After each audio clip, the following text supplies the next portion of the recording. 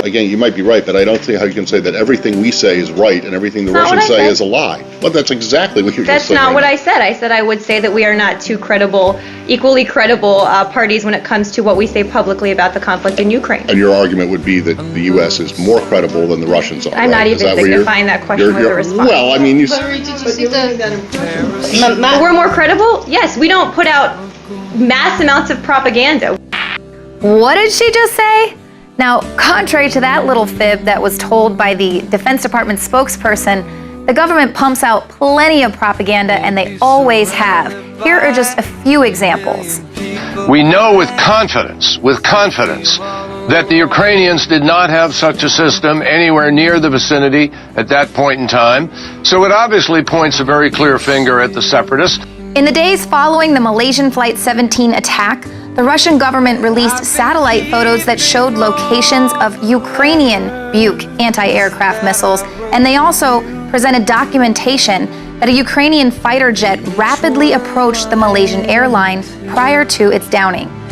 Posted on YouTube by the Ukrainian Well, is there government. is there anything other? Because, you know, I can keep going if you want to jump in. Well, is there stuff that's other than social media that... Yes, absolutely, there is. So what is it that's other than social media? At this point... Now, when their YouTube and social media proof weren't enough to launch World War III, the U.S. government was forced to concede that Russia was not directly involved in shooting down the plane, nor could they prove that those anti-aircraft missiles came from Russia.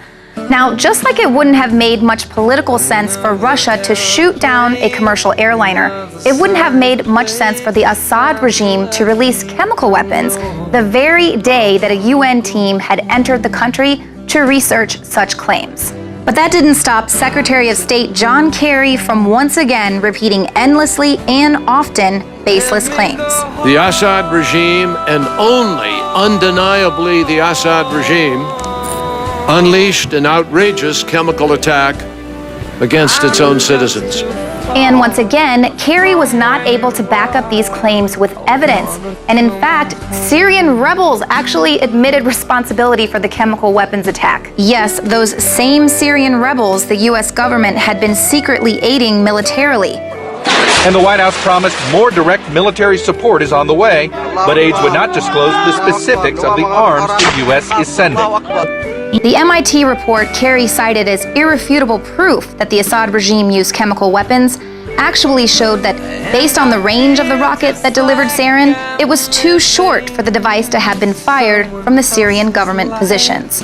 And who can forget the package of lies delivered to the world about Saddam Hussein's weapons of mass destruction? Weapons of mass destruction. Weapons of mass destruction. Weapons of mass death.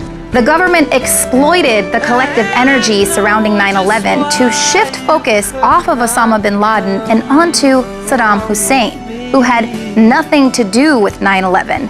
Here's what President George W. Bush had to say just 6 months after 9/11 about the war on terror's most wanted. So I don't know where he is, nor, I just don't spend that much time on him, Kelly, to be honest with you. Now, perhaps Bush just didn't want anyone to start questioning all the anomalies surrounding 9/11, just one of many being the invisible plane that hit the Pentagon. An eyewitness who said it appeared that Boeing 757, the American Airlines jet, landed short of the Pentagon. Can you give us any better idea of how much of the plane actually impacted the building? It might have appeared that way, but from my close-up inspection, there's no evidence of a plane having crashed anywhere near the Pentagon. And remember those anthrax attacks following 9/11?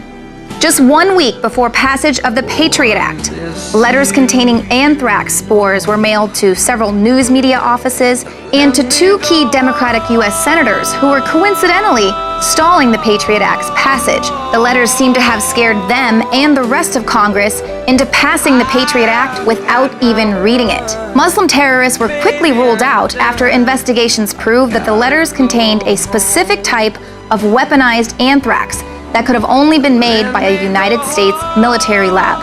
But that didn't stop Colin Powell from exploiting the attack. Less than a teaspoonful of dry anthrax in an envelope shut down the United States Senate in the fall of 2001. Iraq declared 8,500 liters of anthrax. Powell's move was a pivotal moment that scared America right into another war with Iraq. But let's not forget about the other huge lie the government peddled to get us into the first Gulf War. They took the babies out of the incubators. Took the incubators and left the children to die on the cold floor. That was Nurse Nayira, whose tearful testimony swung the pendulum in favor of war. After the vote was safely passed, Nayira, the daughter of the Kuwaiti ambassador to Washington, admitted to making the whole story up. Then there's the 1964 Gulf of Tonkin incident. President Lyndon B. Johnson lied to the American public and Congress in order to escalate the war in Vietnam. In his speech to the American people, Johnson blatantly lied when he declared that North Vietnam attacked U.S. vessels on the high seas. A Congress quickly passed the Gulf of Tonkin Resolution, escalating the war in Vietnam. By 1969, over 500,000 troops were fighting in Southeast Asia. Johnson and his Secretary of Defense, Robert McNamara, had bamboozled Congress and the American people. In fact, North Vietnam had not attacked the USS Maddox as the Pentagon claimed. And Johnson later admitted, "For all I know, our Navy was shooting at whales out there." And here's another, "Just trust us," that went bust. Does the NSA collect any type of data at all on millions or hundreds of millions of Americans? No, sir. It does not. Not wittingly. What I can say unequivocally is that if you are a U.S. person, the NSA cannot listen to your telephone calls, and the NSA cannot target your emails. And have not. And have not. They cannot and have not. Then there's this lie of the year. You can keep your plan if you are satisfied with it. If you like the plan you have, you can keep it. If you like your plan and you like your doctor, you won't have to do a thing. You keep your plan. If you've got health insurance, you can keep it. If you like your health care plan, you will keep your plan. You can keep your doctor, you can keep your plan. If you like your doctor or health care plan, you can keep it. What we said was you could keep it if it hasn't changed since the law's passed. Then there's the big whopper rolled up into the Benghazi scandal. What happened in Benghazi was, in fact, initially a spontaneous reaction to what had just transpired hours before in Cairo. However, U.S. military personnel knew early on that the Benghazi attack was a hostile action and not a result of a spontaneous protest triggered by an anti-Muslim video. What difference at this point does it make? 2 years later, smoking gun emails were released, proving the administration worked immediately, trying to spin the attack as something other than their own strategic failures. So the list goes on and on. We're definitely witnessing a pattern here, and the government might think that they can just keep on playing the same trick over and over again, and the American people and the world will never wake up and realize what they're doing. But the problem with that is that the internet is forever. But we have to pass the bill so that you can find out what is in it. Why don't you eat up and we'll tell you.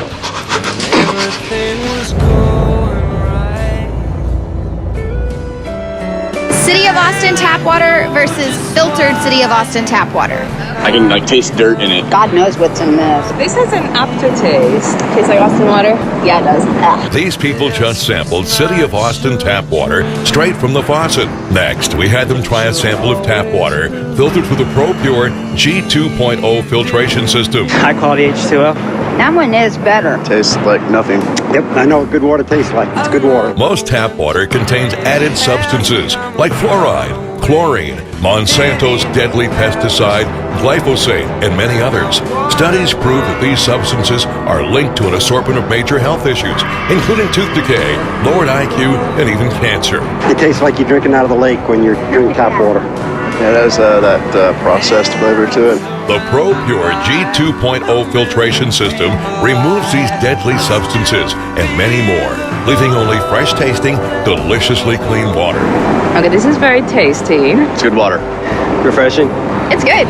Go to InfoWarsStore.com today. Use promo code WATER and save 10% off your ProPure purchase.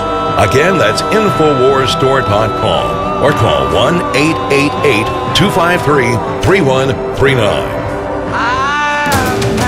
You are watching the InfoWars Nightly News, which airs 7 p.m. Central at InfoWarsNews.com. Members can share their passcodes with up to 11 other people, and your support is helping us defend liberty worldwide.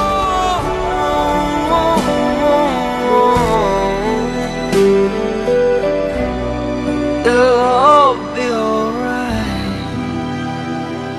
I'll be home tonight.